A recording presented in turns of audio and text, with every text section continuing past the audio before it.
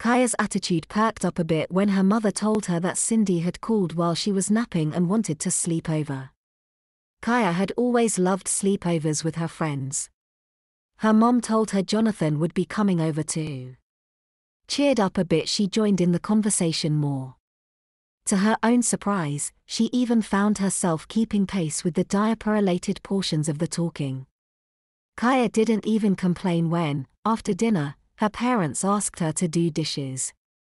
As Kaya took the dishes off the table, her parents and brother went into the family room to watch some TV. As the kitchen sink ran, she could feel her diaper start getting wet. Kaya blamed it on the running water making her have to go. However, it was only the starting point.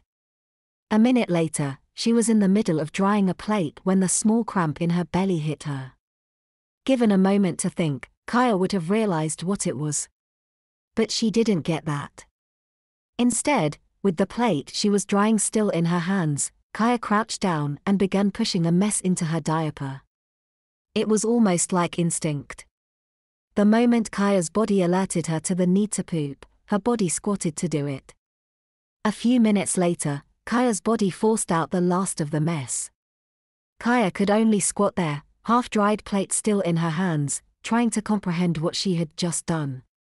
Her diaper sagged down from the weight of her poop. The smell began to spread throughout the room. Out in the family room, Kaya's parents noticed little sound coming from the kitchen, so her father came in to check on Kaya. He immediately saw her crouch down and knew what had happened even before he smelled it. "It's nothing," her dad called out to the family room. "Kaya just pooped, that's all. That's all. That's all." Kaya thought. She had just soiled herself and that was all. How could he act like nothing had happened? Kaya wondered as soon as she heard her father call out. She just as quickly realized the answer. Because nothing did happen. It's nothing new for them to see me poop. As far as they're concerned, it's something I do all the time. That realization actually did a lot to ease Kaya's embarrassment. She looked up at her dad, who was getting ready to head back to the family room. Daddy. You'll get a clean diaper as soon as you're done with the dishes. Got it? Oh, okay. Kaya said as she stood up. To her honest surprise, she didn't feel much disgust at the feeling of her mess squishing around in her diaper as she moved.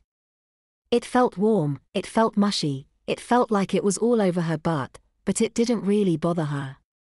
She simply put her dirty diaper out of her mind and focused on finishing her dishes. By the time she had finished, the mess in her pants had cooled off and was getting uncomfortable. She was very ready to be changed as she put the last piece of silverware in the dish rack. As she walked into the family room to ask her mom to change her, the doorbell rang. Her dad was up and answering the door, letting in Cindy's mother, followed by Cindy and Jonathan. They both had their diaper bags with them, and Kaya saw Cindy was wearing one of the new outfits she got at the mall. A dress that, even if her plastic panties weren't pushing the hem up a bit, would have done little to hide her diapers. Jonathan just had a pair of blue pants. They looked a little bit like pajama bottoms. Cindy took one look at Kaya's sagging diaper and pinched her nose. Kaya, she said with a laugh, you really do a number in yours, huh? Heh, yeah, Kaya said, then hit with a sudden idea, but for some reason that numbers always too.